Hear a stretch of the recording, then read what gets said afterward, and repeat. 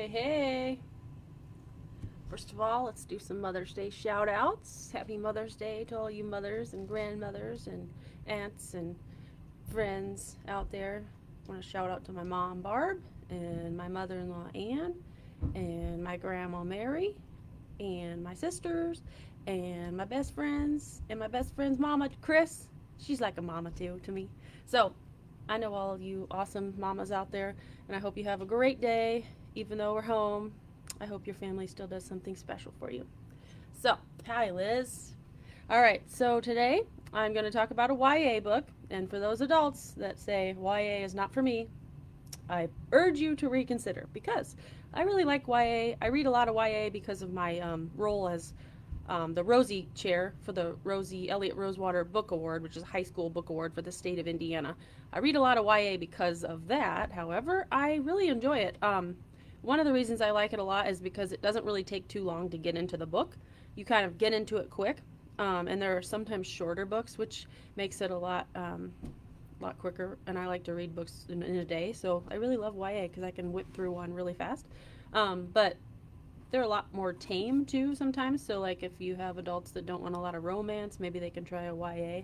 But not all are tame, but the one I read for today is very tame and also very good. Now this one is one I read for consideration for the Rosie Award, and that's kind of a secret, but I just let it go. Oh, my phone is ringing. Just a moment. Should have turned that off. Rookie mistake. I never get phone calls. All my family should be on here. Anyway, okay. Roar by Cora Carmack. Now, I never ever read fantasy books unless it's a book I'm assigned to read for the Rosie Committee, which hints this. However, I like to read realistic fiction unless you count me fantasizing about living in Green Valley, Tennessee, because I do that a lot. Anyway, I really liked this book.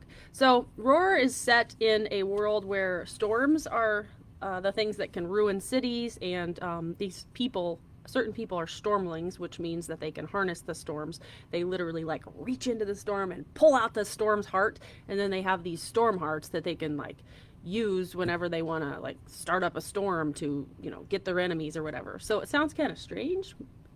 It works. It's really kind of good. So this is the first in a series. It's fantasy and suspense.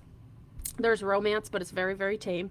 And the book is very atmospheric. The way that the author describes this land is very scenic and beautiful. And BTW, she looks like perfect on the cover, but she's like basically wearing rags in the book because she's like on the run from these bad people. So anyway, nice cover, but I don't think she's wearing that in the book.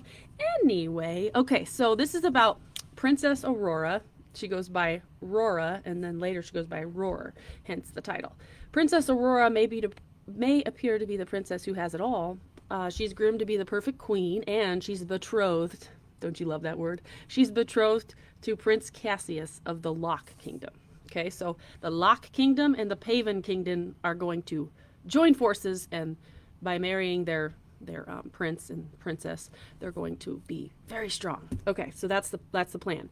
But Roar is hiding a secret from her family and her fiance, whom she just met.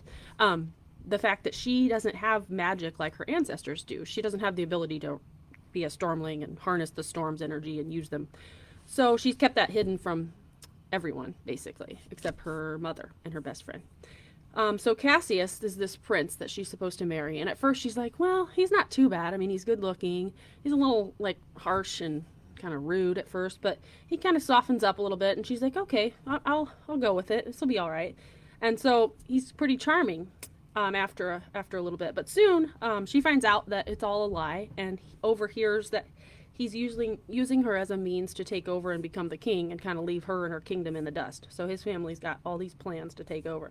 So she decides she's going to get the heck out of there and save herself. So she fakes her own kidnapping, takes off.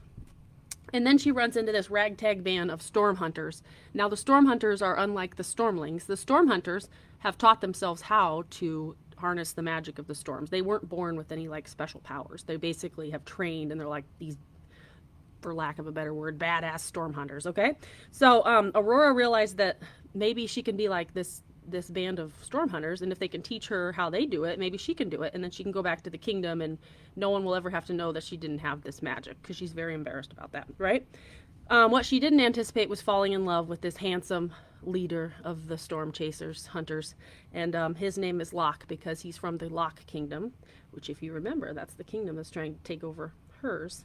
But that's not his real name. That's just his name because when he was found as an orphan, they knew he was from Locke, so they just started calling him Locke. Anyway, Locke is like fiercely protective of Aurora, and he doesn't know that she's a princess. Nobody does because she's like incognito. So there's that little bit of romance. And she can't let him get too close, of course, because she doesn't want him to find out that she's the princess. That would ruin all her plans. So on they go. They're traveling around, harnessing or teaching her how to capture these storms. And no one realized, however, that Aurora's power that she has and didn't know about is actually stronger than anyone's ever imagined. So the book leaves you hanging at the end. All good series do that, right?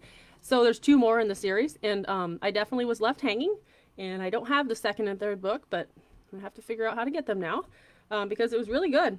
And this coming from a non-fantasy reader. Yeah, I know. So anyway, Roar by Cora Carmack. Cora Carmack actually writes adult romance, which is why I was like, oh, Cora Carmack has a YA book? I'll give it a shot. It was really good. So there you go. That's my first one. Okay, onward. Get rid of my notes. Don't need those anymore. All right, now this one is an adult contemporary fiction, women's fiction, romance fiction, but very tame. One would say maybe like a Hallmark-like romance. There you go, sis. You don't even have to turn on the TV. Here we go. Okay, so it's a clean Hallmark-style romance, but it's a military romance. Also very good. So this is technically the 2nd in a series. The series is called Heart of a Hero by Laura Trentham. The first book is called The Military Wife. I didn't read the first book because Library Journal sent me the 2nd book and asked me to review it. The book came out in February, so my review was in January's Library Journal. And if you look this book up on Amazon, there's a little plug from Library Journal. That's from me. It says, readers will delight in the heartfelt way in which the characters' lives are woven together. That is my quote. It is on Library Journal. Isn't that cool? So anyway, you can look it up on Amazon. So, An Everyday Hero is very, very good. Now, let me get to my notes. This is about a gal named Greer. And Greer is a musician, and she's trying to make it in Nashville, but she doesn't make it. So she gets kind of frustrated. She moves back home to Madison, Tennessee, which is not too far away. She's 30 years old, so she's not, she's got plenty of time still. But the problem is her boyfriend, Beau, who she's been with a long time, cheats on her. Bad Beau, literally. So she decides that she's just going to have a night of drinking and bad decisions, which she does. But like most bad decisions, there are repercussions. So she gets into some trouble right away in the beginning. So she's embarrassed because she's 30 and she's in her hometown where the sheriff knows her, everybody knows her. So here she is, sentenced to 50 hours of community service for her bad decisions, which I won't go into detail, but you will find out. And her service is actually interesting because she's sentenced, I guess, to community service at this center in town that helps veterans and their families cope with trauma. So there she meets a couple very important people that are going to change her future. The first, she's assigned to help a 15-year-old girl. Her name's Allie. And Allie lost her father in the war. And since then, she is very angry, abrasive, sarcastic. She's really struggling with the grief, and nobody's really taken the time to try to help her. So she's just gotten more and more pain building up, and she just treats people terribly because she doesn't know how to, take care of that, all that grief that's built up in her psyche. So Greer is assigned Allie to help with her with music therapy because Allie is very, very musically talented, and Greer, of course, is as well. So at first, Allie's like doesn't want anything to do with Greer, and is like, okay, old lady.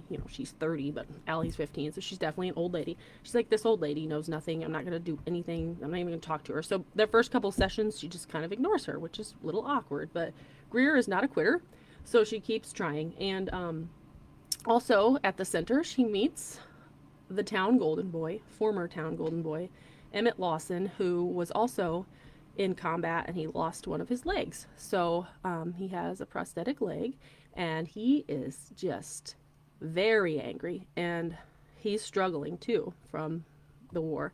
And so he hides out in a secluded cabin on his parents' horse farm totally beautiful, by the way, the scenery and the atmosphere. So he's hiding out there on his horse farm, and Greer decides that she knew Emmett before he went to war, and this is not the Emmett she remembers, so she's going to try to help him too, even though he wants nothing to do with her help. Okay, he's like, nobody needs to help me, I'm fine, leave me alone, I'm a man. But anyway, she's not going to give up on him either. So while she helps Allie, she's also trying to help Emmett. And he loves music as well. So she kind of like brings him a guitar and like leaves it at the cabin. And she does like little things to try to make him come out of his shell. So there you go. He's full of guilt because of something that happened while he was over there fighting in the war. So you'll find out what that is. And then, like I said in the beginning, when the surprise is, there's a surprise connection between the young girl and Emmett. So when that is revealed, you are going to be like, oh, touching. Oh my gosh. I was like probably crying. I'm sure I was. So yeah, you guys will love this. It's a very good story about like family and music and horses and military. There's a military connection, of course, and it's about grief and forgiveness and connections. It's just a beautiful story. So there you go, an everyday hero. And I probably should read the first one too. So it deals with PTSD, survivor's guilt, loss, all of these things that are very real, especially in military families. So I really think you're going to like this book. There you go. That's all I've got for you today. Let's see who's on here. Hi, Ryan. Hi, Aunt Sally. Hi, Chris. Hi, Barb. Hi, Jenny. Oh, Liz loves the Hallmark. Yep. Yeah, Liz, you'd love this book. So, yeah. There you go. Also, if anybody's curious about the Rosie books, there's a lot of good ones up for the award, and you can find those on rosiebookaward.com. And we have books of all different genres on there. So graphic novels, sci-fi, not my thing, fantasy, tame romance, historical fiction, which are very good. So check it out. You might find some you want to read, and I have a lot of them just sitting here in my basement, so you're welcome to borrow them anytime. All right, I'll let you guys go. Have a wonderful weekend, and I'll see you next week for more fun and games. See ya.